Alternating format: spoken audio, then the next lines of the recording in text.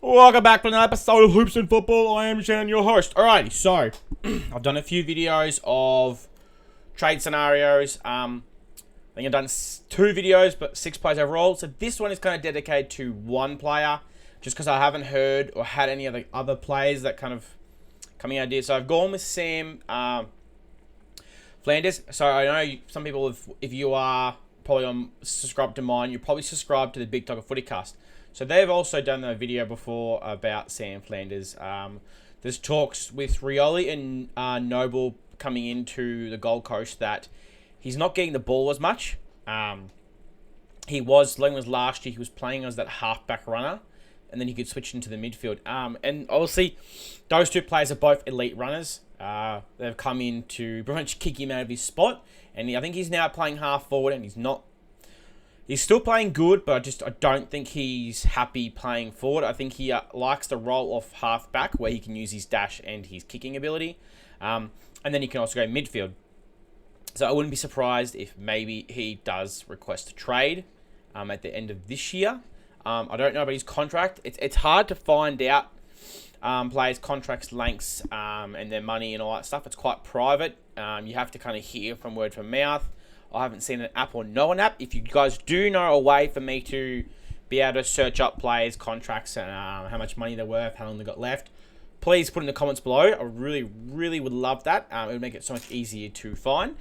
Like Spot Track for the NBA, they can track all players' contracts, triggers, how much they're worth when they end. You know, is it a team deal or is it a player-friendly deal? So, but I thought, you know, that with the idea of Flanders, and I'm not against the idea. The idea would be, maybe to me, is if Jaden Short at the end of the year you trade him away, then to me that's a great idea. You bring Flanders in, and you have Banks and Flanders as your 2 running, dashing players off halfback who take the dare and willing to take the ball on. And it seems to me the AFL's kind of gone into that. The defense has to be able to run. And it all started with Richmond. It's not being cocky. It's not being arrogant. It all did start with us, with how we played Bashahuli off that back line. So, and probably a bit of Jane Short as well, actually. So those 2 players in their prime were playing. They were dashing, they were daring, they were fast, and they were great kicks. So you can see Gold Coast is doing it. It looks like Collingwood started doing it. Brisbane does it quite well off their back line with a couple of players. So it's starting to become it's going to become the normal sort of thing where you need to be able to tack off your half back. So Flanders is a great idea. Now, I've got his stats up. I'll read his stats off here just so you guys can see what kind of player he is. And he's not just an ordinary player. I think some people will need to understand that. So, it says he's a mid-forward, which I'm pretty sure he's more like a mid-back going off last year. I think it's just this year he's playing mid-forward. So he's 23, 183 centimetres. Where was I? Just before go play it by quickly. So he's played 77 games. Total goals 35. He was the number 1. The 11th pick in the national draft in 2019. He's a Victorian. He's in Gippsland, so he's pretty good far away. Says Flanders' breakout season was 2023. Playing 14 games and averaging 24 disposals. But if you look at his stats for his career, so for his career, he averages 19.8 disposals, which is classifies as elite. So this year he's slightly down, he's at 17.5, but that still classifies as elite. Kicks is 10 in his career, and that's elite. Handballs is 9.3, elite. Marking is above average at 3.9. Tackles 2.7, which is good. His goals are down. It says below average, 0.5. But it's hard to tell because he played so much time the year prior as a dashing half back. So you can kind of understand why he wouldn't have elite stats as a goal kicker. So this year, he hasn't hit the strides as much as you want, you know, as a half forward. But I would not be ever against him coming into us as that kind of would be mature age. He's 4 years into his career. if you get him in while Presti is still around and Tom Lynch is still around, time those two go, he's 25, should be about 100 games. So we have that 23 to 26-year-old mid-tier age guy, which we do need. Like Hopper and Taranto, I think, what are they, 29, 28, 29? So you have two more there that are in that middle age. Broad's going to be gone soon. Nick Flostone's going to be gone soon.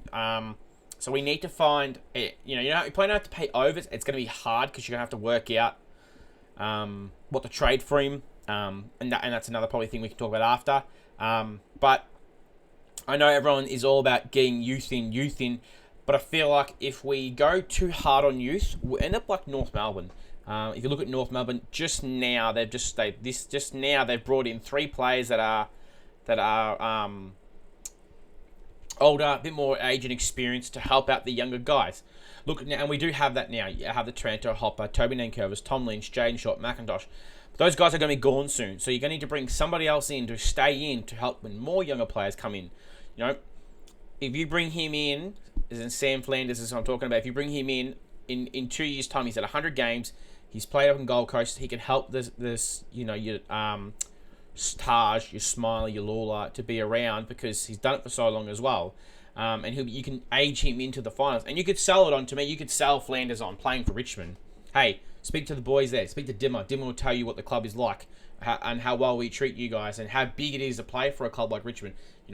Round 1, mate. You're playing in front of 80-something thousand. You've never done that at Gold Coast. What's your biggest crowd Gold Coast has had? Has it ever had maybe 40,000? So you could sell him on coming to Richmond. You could sell him on the future. Hey, mate, you're 23. Say in 4 years' time when you're in your prime at 27, we could be competing for flags. And look, people will say, Gold Coast are competing for flags now. Yeah, but he's not getting enough. He's not playing where he wants to play. I think he's probably not angry, but I think he just wants more opportunity to maybe play that midfield/half-back role. And I think Richmond can give you that. And it very easily can give you that as well, because I think Jaden Short needs to go at the end of the year. I don't know if he's contracted, but he's going to need to be traded away. So, and then once Broad goes and Nick Floston goes, that's where you can put in Luke Trainer can go back there. Brown will have a spot. You're not going to lose a spot. We're not going to be kicking Brown out. We're not going to be kicking Trainer out. Or Gibkis. Gibkis can still go back in there. And Gibkis, Brown, and Trainer are very well mobile, so you can still have Ben Miller and Noah Bolter back there as well. And then your 2 dashing backers are Sam Flanders and Sam Banks. A lot of Sams in our team, if we go that way. But yeah, so in trade-wise, it's hard because Gold Coast don't want, they're talking about already trading up their first-round pick for this year because they need points for academy. So that would mean you'd have to probably trade a pick 2 or 3. If this is all, if Harley Reid doesn't come into the question, I'm a bit more not swaying towards the Harley Reid deal. But if you could, I wouldn't be against. Michael off Big Dog Footycast, follow this. Do you trade a pick, say something like 3 or 2, and trade it to Essendon and go, hey, look, we want your 6 and 10, which could go to the teens, and then maybe reach out. Then you got 3 first-round picks. Reach out to a club that has a lot of late-end picks and go, hey, we'll give you, pick 9 if you can give us 3rd, 2nd, 4th-round picks and maybe a couple for next year. And then you can trade those couple of 3rd, 4th-round picks to Gold Coast to match their points, and maybe even have enough left over to get Callaway. Then you still have pick 2 or 3 and maybe a pick in the teens as well. So you still get 2 first-round picks out of young players. You're bringing in a player who's almost played 100 games, and you still bring in your father and son prospect. So it's a way around it where you don't lose all your picks as well. You still keep a high-end top 5 draft pick as well, if maybe you want to go and use that for something else. But yeah, so that's just my thoughts on Sam Flanders. I like the idea. I'm not against it. I think it's a lot more of a low-cost... it's a low-cost, high upside to me to go for Flanders over a Harley Reid, who we've been linked to as well. But that's just my opinion, guys. So if you like the idea, just leave a comment below and tell me what you think and what you think maybe it would cost to get him. At the same time, hit that like and subscribe button. Try and get to 500 subscribers by the end of the season. But until next time, guys, stay safe and go Tigers.